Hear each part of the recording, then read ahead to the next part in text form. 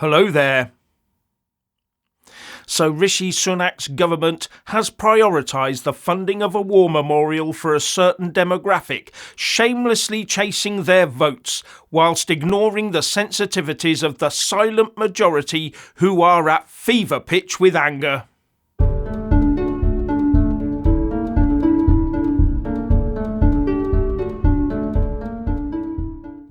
So a certain religious demographic is being given £1 million of taxpayers' money for a war memorial. I'm not sure anyone's thought this through properly, least of all government. And timing is everything.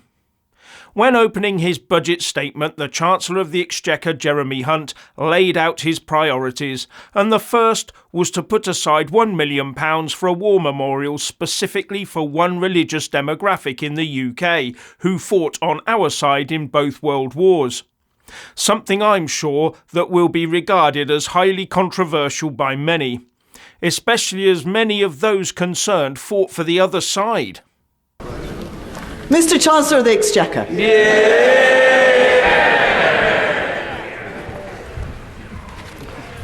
Madam Deputy Speaker, as we mourn the tragic loss of life in Israel and Gaza, the Prime Minister reminded us last week of the need to fight extremism and heal divisions.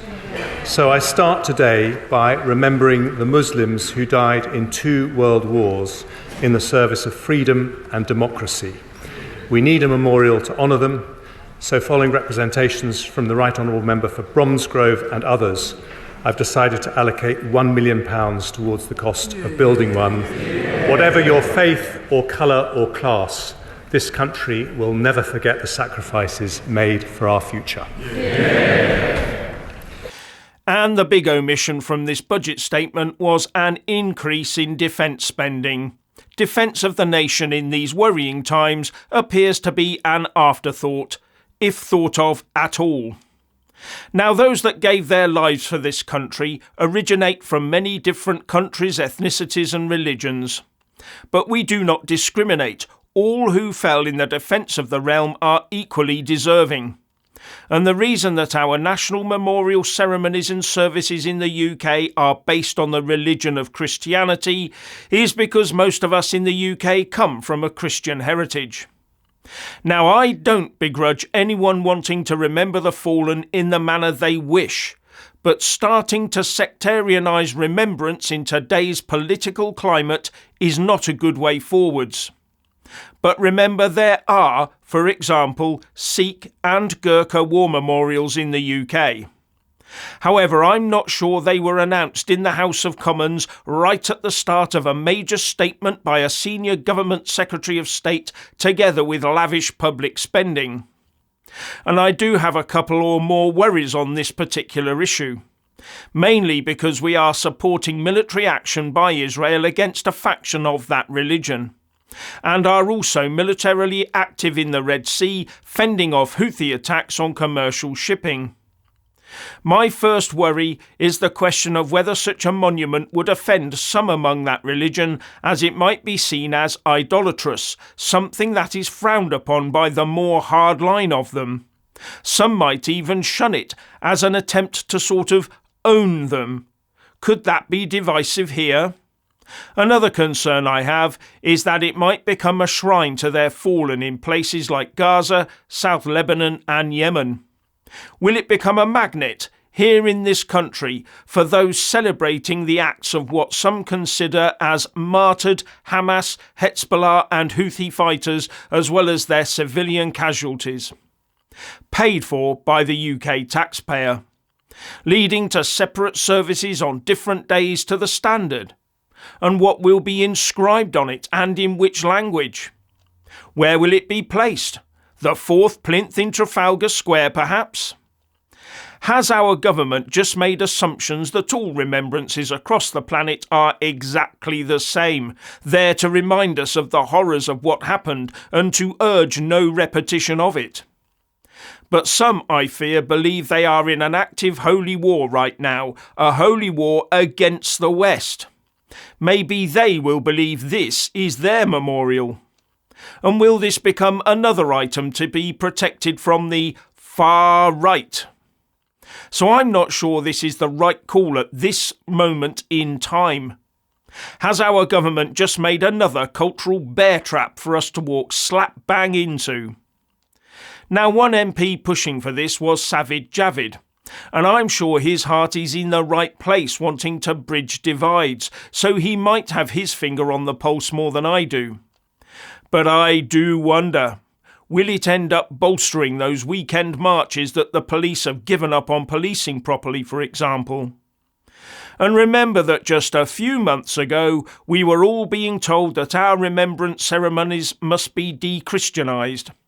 It came out that the Army's Policy, Guidance and Instructions on Inclusive Behaviours, published in June 2022, says that acts of remembrance on Armistice Day and others should be inclusive and seek to avoid being conducted as a wholly religious event, adding that acts of remembrance should be agnostic of religious elements and separated from remembrance services.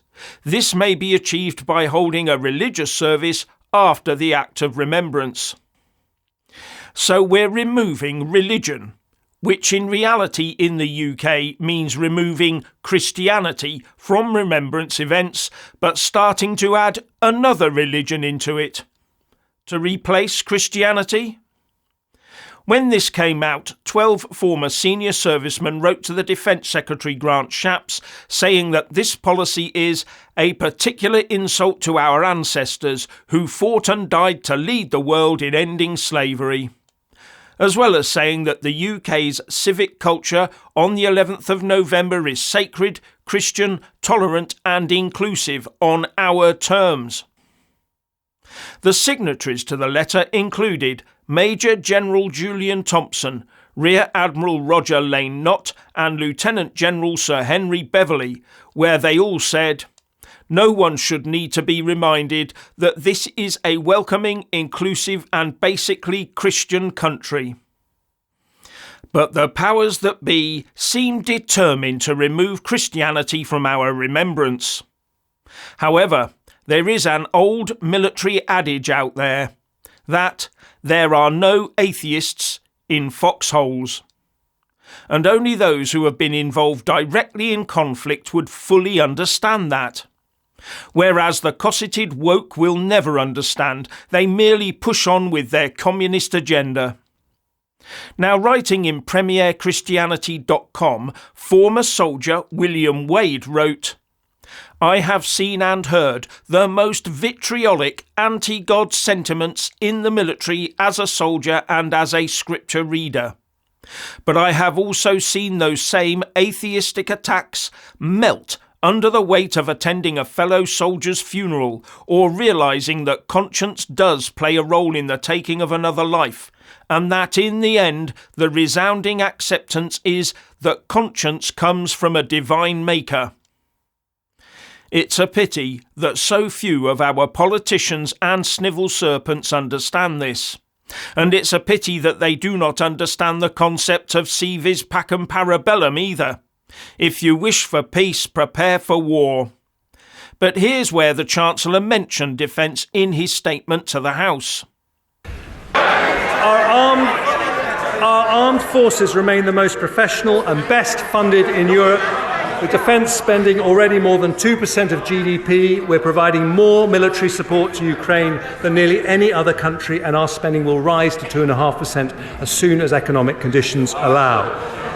2.5% when the economic conditions allow. There is an imminent and very credible military threat building up out there, and not just from the likes of China, Iran and Russia, but from internal agents as well. And he's just hoping they will all evaporate away to give him more room to cut taxes later in the year when they've chosen their election date. Either that, or he's hoping for our armed forces to buckle under the strain, so allowing this government, or the next, to declare the only way forward is for David Cameron and Jeremy Hunt to shoehorn our forces into the EU military structure as part of their European Defence and Security Union. Something that would also encompass the EU taking control of our foreign policy. making it difficult, if not impossible, to conduct any military-type operation either inside or outside our country without first getting the permission of the Brussels bureaucrats. It would also impinge on our trade policy, as well as having to rely on EU arms manufacturers to supply us with our military kit, under their procurement rules. And it's this latter direction I believe we're being herded along. And remember that Keir Starmer's Shadow Defence Secretary John Healey has already said Labour wants a defence pact with the EU. Brexit and UK independence are under threat again. The WEF-controlled UK uniparty political system is in full swing.